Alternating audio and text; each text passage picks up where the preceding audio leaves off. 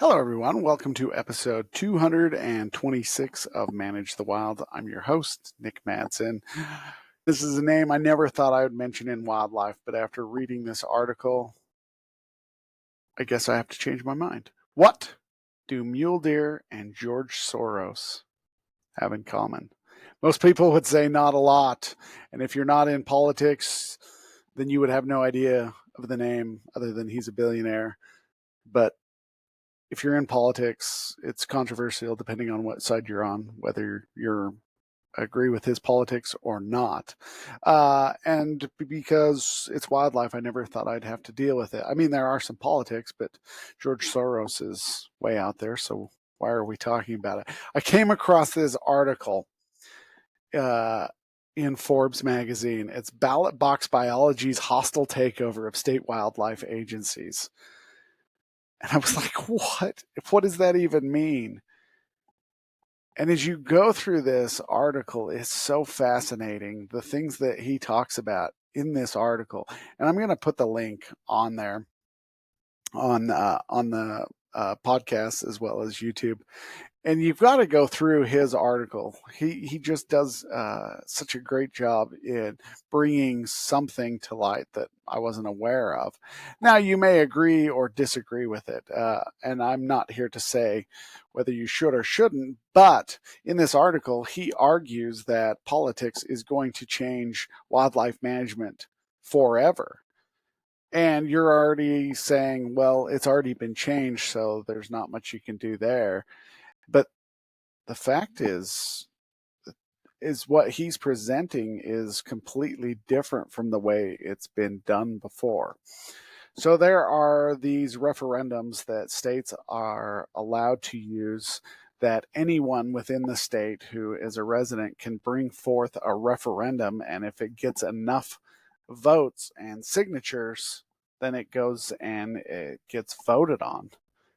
And that is how Colorado is getting wolves in to the state of Colorado.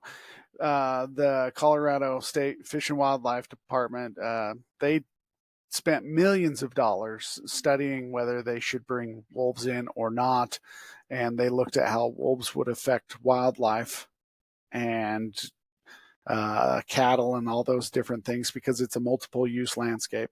They looked at all those things, and ultimately they decided that they didn't think that it would be necessary or appropriate to bring wolves in at this time.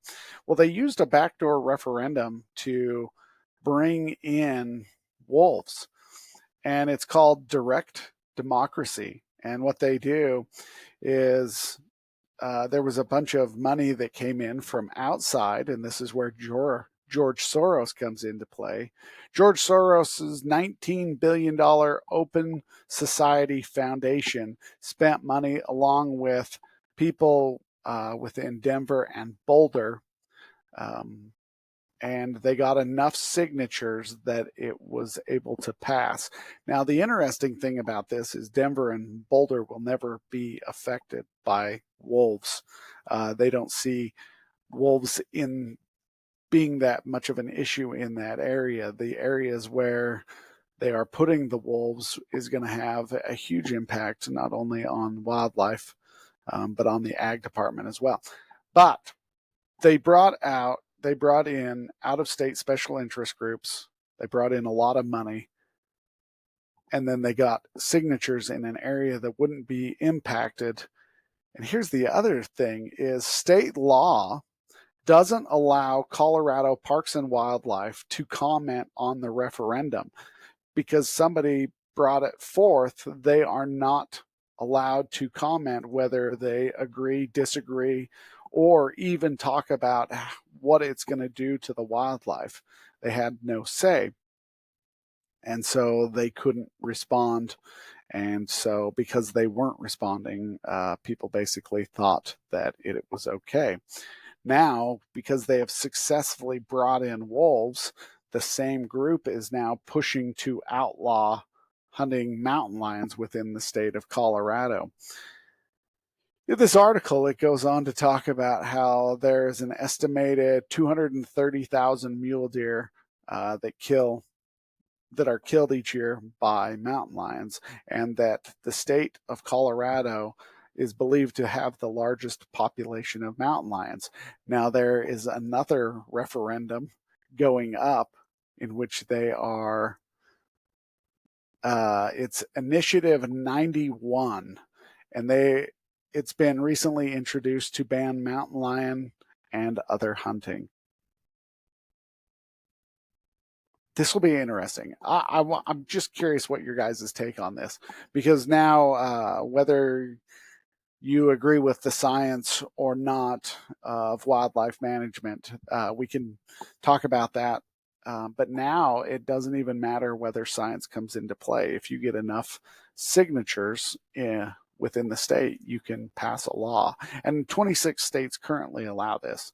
So wildlife management, relying on biologists and wildlife managers and researchers and all of those that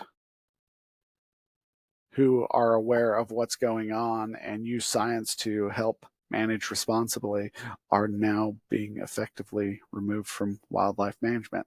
It's a really interesting article. I think you guys should go ahead, get on there, and tell me what you think, whether you agree with this or not. I know for a long time they've been looking for ways around this.